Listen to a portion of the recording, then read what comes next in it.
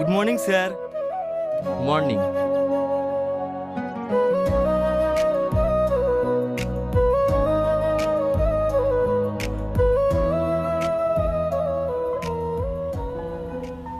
কি ব্যাপার, বিনা পারমিশনে তুমি আমার কেবিনে?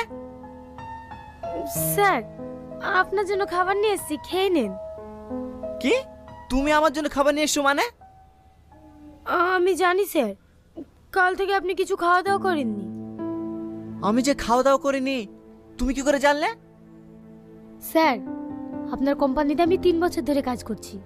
আপনি কবে খাওয়া দাওয়া করেন আর কবে করেন না, সবই আমি আপনার মুখ দেখে বুঝতে পারি।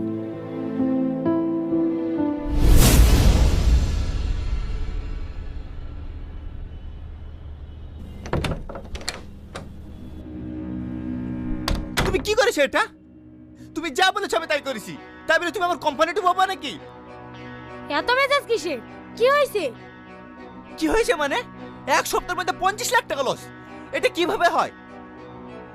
সে কৈফিয়ত কি তোমাকে দিতে হবে নাকি?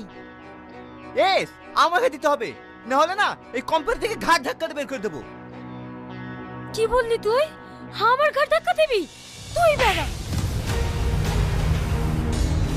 কি আশ্চর্য মহিলা রে, স্যারকে চড়মেট দিল।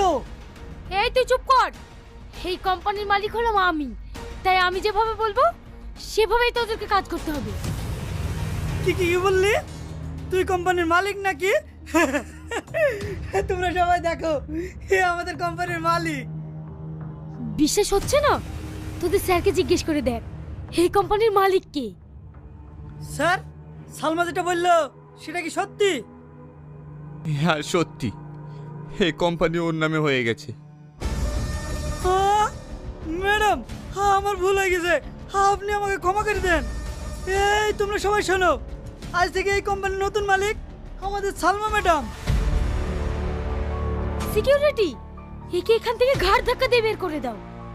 সালমা, আমি তোকে হাত জোড় করে অনুরোধ করছি, তুমি আমাকে এই কোম্পানি থেকে বের করে দিও না।